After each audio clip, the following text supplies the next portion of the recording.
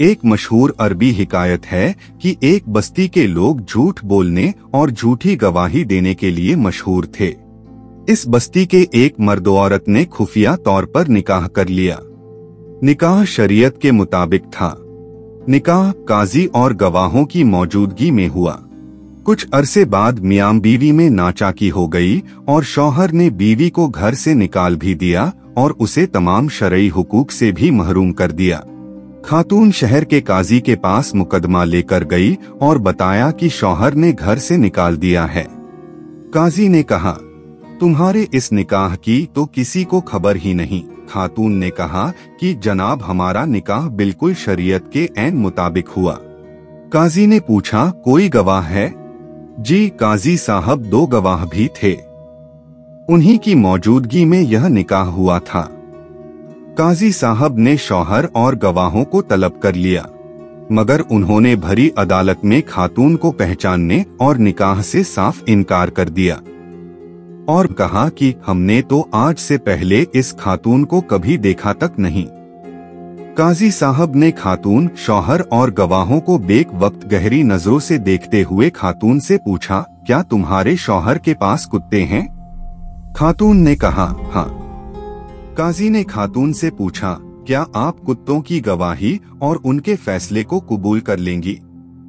खातून ने कहा, जी मुझे उनकी गवाही और फैसला कबूल होगा।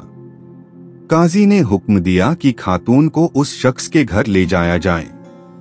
अगर वह उस खातून को देखकर अजनबी जानकर भौंकने लगे तो यह औरत झूठी है, और अगर वह कुत्ते खातून को देखकर घर का फर्द समझकर खुश हों और उसका इस्तकबाल करें तो खातून का दावा दुरुस्त और शौहर और गवाह झूठे हैं और यह खातून घर की मालकिन है।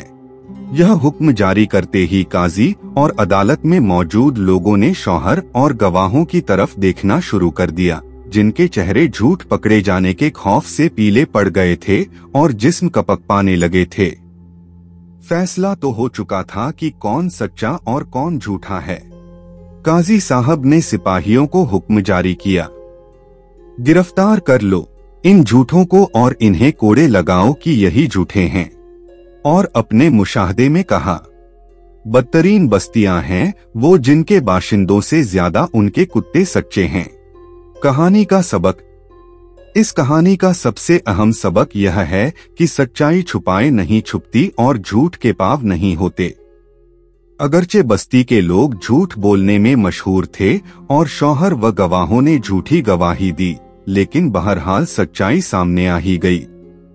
यह कहानी कुछ और अहम नुकात भी उजागर करती है। ज़हानत और हिकमत। काजी ने इस मुश्किल सूरत-ए-हाल में सच का पता लगाने के लिए एक गैर रिवायती और ज़हीन तरीका अपनाया।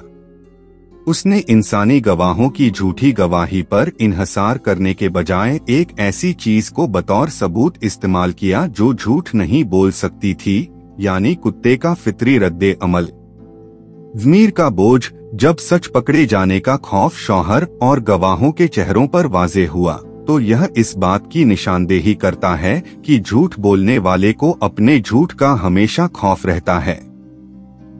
सच की अहमियत। कहानी इस बात पर जोर देती है कि मुआशरे में सच्चाई और ईमानदारी की कितनी अहमियत है। एक ऐसा मुआशरा जहां लोग झूठे हों और झूठी गवाहियां दें, वह ज़वाल पजीर होता है। काजी का यह कहना कि बदतरीन बस्तियां हैं वो जिनके बाशिंदों से ज्यादा उनके कुत्ते सच्चे हैं, इस बात का एक तल्ख और गहरा पैगाम है। खुलासा यह है कि यह कहानी हमें सच्चाई की ताकत, हिकमत की अहमियत और झूठ के बुरे अंजाम के बारे में सिखाती है।